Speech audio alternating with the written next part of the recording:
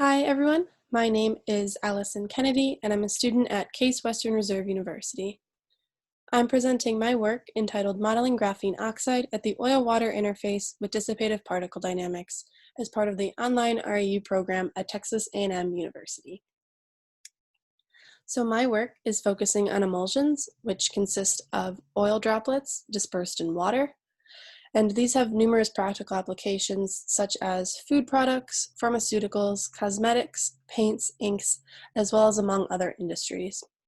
And then we are looking to use graphene oxide to stabilize the system and prevent coalescence of the droplets. And if we zoom in, we can see that the graphene oxide will sit at that oil-water interface and lower the interfacial energy, which again in return increases the stability. And if we look again, zooming in further, we see that graphene oxide nanosheets consist of 6-member carbon rings that are then decorated with different oxygen-containing functional groups. The goals for this project include determining how graphene oxide will affect the overall system. This includes looking at the X, Y, Z positions of the nanosheets, so where they are in the simulation cell, as well as the tilt of the nanosheets, so how flat they are laying at the interface, and then finally looking at the interfacial energy that relates back to the stability. And then finally, we would like to model the system as a function of time. So this is an image from a previous simulation where the blue particles and the red particles represent two immiscible liquids, and the green particles in between represent the nanoparticles, which are preventing the coalescence of the phases, and we would like to see how these particles migrate as a function of time. In order to do this, we are using dissipative particle dynamics, which is a method of modeling the dynamics and rheology of different fluids. It adapts a bead and spring model, where the model consists of different springs between the beads that represent different forces. This first one represents the elastic or conservative forces, and then the second one, the dash pot, represents the dissipative or viscous forces, and then finally there is a random force. And then this is a coarse-grained approach, meaning that there are different agglomerations of atoms or molecules that are considered as a single unit, and so that unit would be the bead connected by the different springs. And this really allows us to model timescales that would previously be unattainable. So we are looking to modify different parameters of the graphene oxide in order to determine those effects on the system. These include modifying the nanosheet size, so typically that will range from a few nanometers to several microns.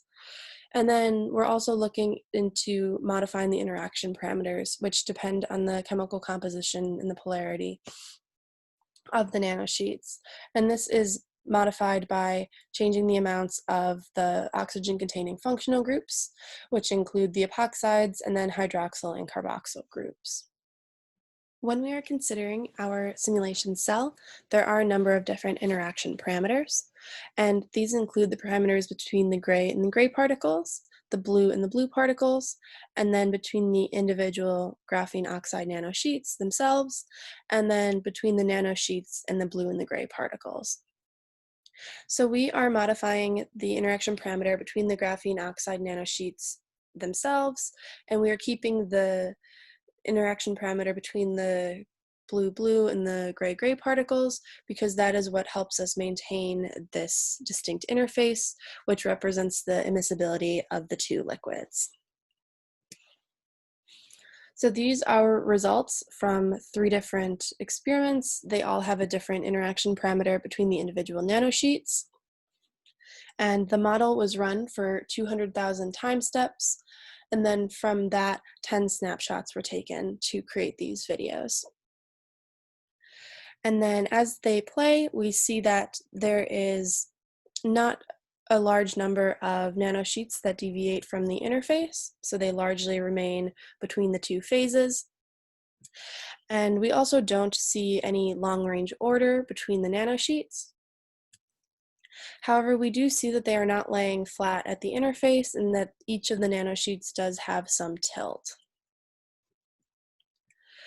These videos are from the same experiments, just from a different view, highlighting the z-axis, so we can see how many nanosheets jump up or down from the interface. And then in order to quantify this data, we have graphed the z positions of the nanosheets. So each one of the clumps of data points represents one nanosheet. And then for each experiment, 3 frames were taken and graphed. So here we don't see a trend in the number of nanosheets leaving the interface as a function of the interaction parameter between them. So in conclusion, we largely see that the graphene oxide is staying at the interface, apart from a handful of particles in each frame leaving. And then there is no obvious trend in how they move and behave as a function of the interaction parameter. So since we weren't able to find a common trend between the data, it does leave us a lot of options for future work and how this project will continue. That includes varying the interaction parameter between the graphene oxide and the 2 liquids. So that will cause these red nanosheets to become more like the blue or gray phase. And as they do that, we would expect them to diffuse into the respective phase. And then we can track how they move as a function of becoming more blue or gray-like. Secondly, we would like to begin the simulation with the graphene oxide not at equilibrium. So currently, as this model starts, all of these nanosheets are already at the interface. We would like to see what happens if they are evenly dispersed throughout the 2 phases, and we can determine how and if they will migrate to the interface. Additionally, we would like to quantify the movement of the graphene oxide to a deeper extent. This would include focusing more on the z positions and determining if we can obtain a distribution of the z position as a function of the interaction parameter between the graphene oxide and the 2 liquid phases. And then finally, we would like to calculate the interfacial energy of the system, since that will tell us a lot more about the stability of the system. And this will also include mapping the DPD coordinates onto real life coordinates. So when we take the unit of several atoms or molecules, we can take the diameter of that sphere and relate that back to the diameter of a real life graphene oxide nanosheet. So ultimately, this work will allow us to further characterize and understand the behavior of graphene oxide nanosheets at the oil-water interface.